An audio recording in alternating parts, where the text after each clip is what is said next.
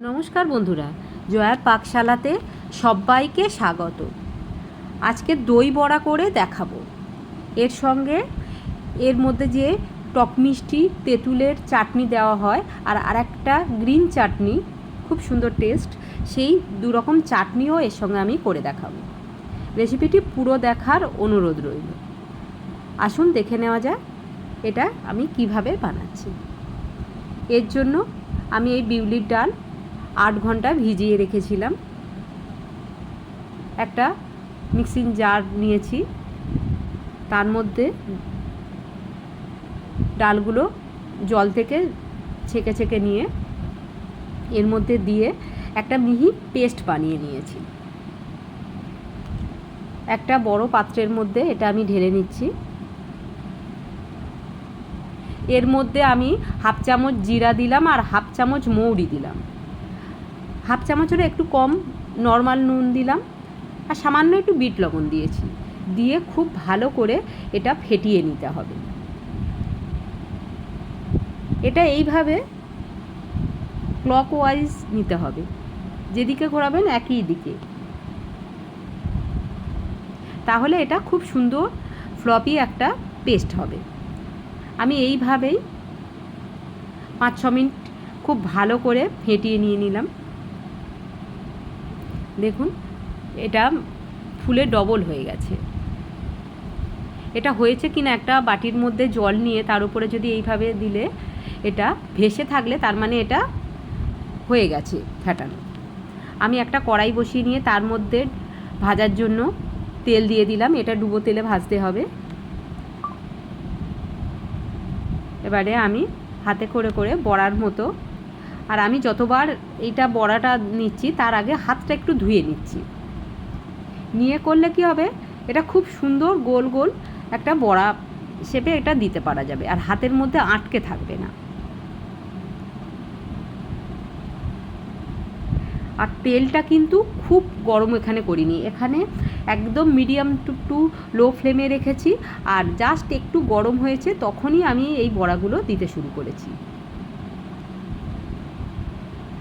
এইভাবে একটা চামচ নিয়ে অল্প করে উপর দিয়ে একটু একটু তেল দিয়ে দিতে হবে, তাহলে ওপরটাও খুব সুন্দর একটু ভাজা ভাজা হয়ে যাবে।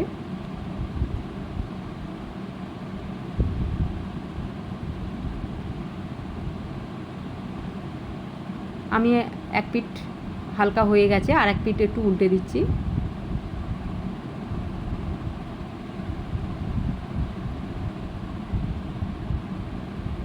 লো ফ্লেমে এটা করে নিলে ভিতর পর্যন্ত খুব ভালো করে এটা ভাজা হয়ে যায়। এইভাবে আমি 4-5 মিনিট ধরে এটাগুলো সব ভেজে নিয়ে নিচ্ছি। এগুলো প্রায় বেশ গোল্ডেন কালার এসে গেছে।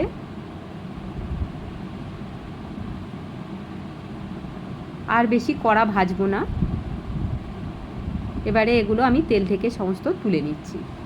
একটু তেল ঝাড়িয়ে নিয়ে এটা আমি একটা পাত্রের মধ্যে নিয়ে নিলাম। খুব সুন্দর ফুলেছে দেখুন।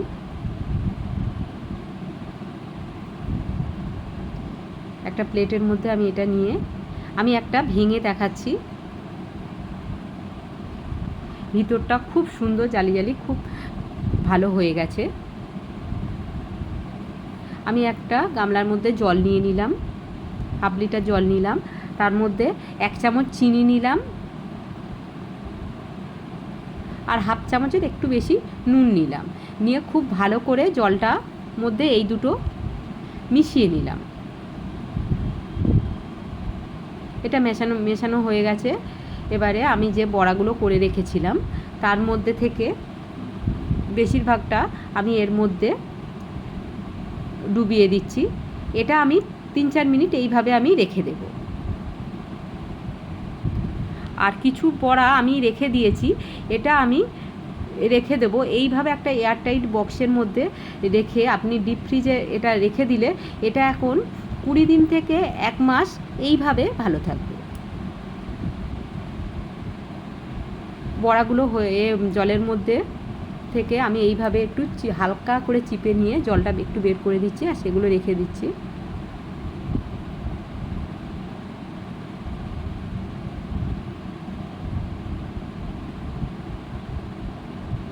তেঁতুল নিয়েছি আমি এখানে 200 গ্রাম, নিয়ে এর মধ্যে উষম গরম জল,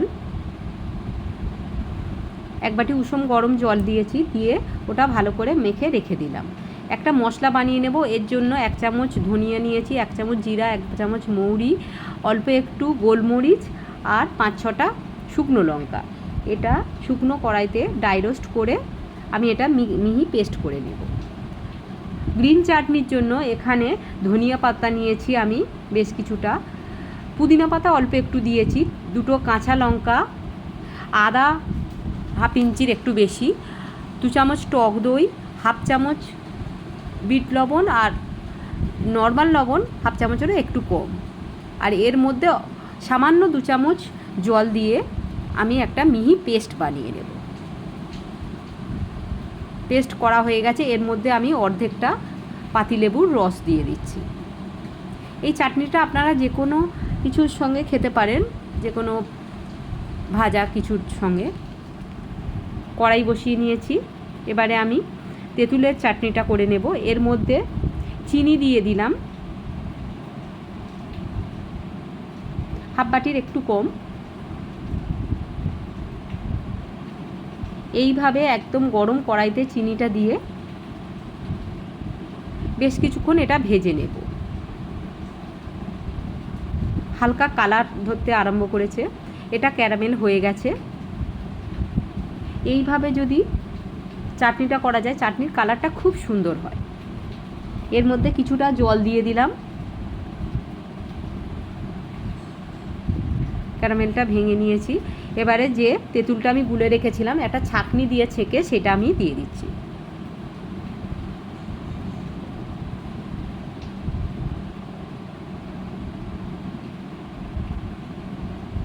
সমস্তটা এইভাবে ছাঁকনি দিয়ে ছেঁকে এটা দিয়ে দিতে হবে। আর এর মধ্যে আমি 1 বাটি জল দিয়ে দেব। এর মধ্যে 1/2 চামচ নুন দিলাম, আর 1/2 চামচ নর্মাল নুন, আর 1/2 চামচেরও একটু কম বিট লবণ দিয়েছি। 1/2 চামচ নর্মাল লঙ্কার গুঁড়ো দিলাম, আর 1/2 চামচের একটু বেশি কাশ্মীরি লঙ্কার গুঁড়ো দিয়েছি। আপনারা যেমন ঝাল খাবেন সেই অনুপাতে দেবেন, তবে একটু ঝাল টক মিষ্টি এটা ভালো লাগে। এটা বেশ কিছুক্ষণ আমি এবারে ফুটিয়ে নেব। আর যে ভাজা মশলাটা করে রেখেছি, সেই মশলা থেকে আমি 1 চামচ ভাজা মশলা এর মধ্যে দিয়ে দিলাম, দিয়ে খুব ভালো করে এটা ফুটিয়ে নেব। এখানে আমি 100 গ্রাম গুড় নিয়েছি, সেইটা দিয়ে দিলাম। গুড়ে টেস্ট বেশি ভালো হবে। আপনাদের যদি গুড় না দিতে চান, চিনি দিয়ে দেবেন, কারণ ওইটুকু ক্যারামেলে এটা খুব টক লাগবে, খেতে ভালো লাগবে না।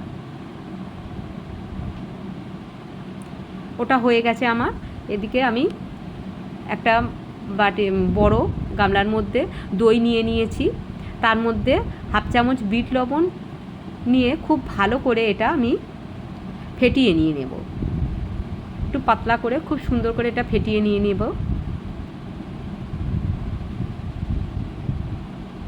এটা ফেটিয়ে নেওয়া হয়ে গেছে। এবারে সমস্ত বড়াগুলো এর মধ্যে আমি দিয়ে দিচ্ছি।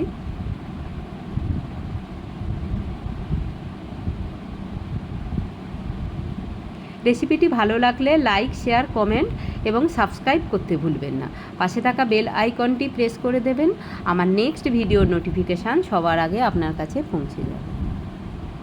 সমস্তগুলো এইভাবে আমি দইয়ের মধ্যে দিয়ে এটা আমি ফ্রিজের মধ্যে 10 মিনিট আমি রেখে দেব। তারপরে একটা প্লেটে সার্ভ করে নিচ্ছি। উপর থেকে আরেকটু পাতলা দই দিয়ে দিচ্ছি। এইভাবে বাড়িতে বানিয়ে বাচ্চা বড় সবাইকে দেবেন, সবাই প্রচণ্ড খুশি হয়ে খাবে। আমি গ্রিন চাটনি, তেঁতুলের চাটনি দিয়ে তার উপরে ঝুরি ভাজা দিয়ে সামান্য একটু ধনিয়া পাতা একটু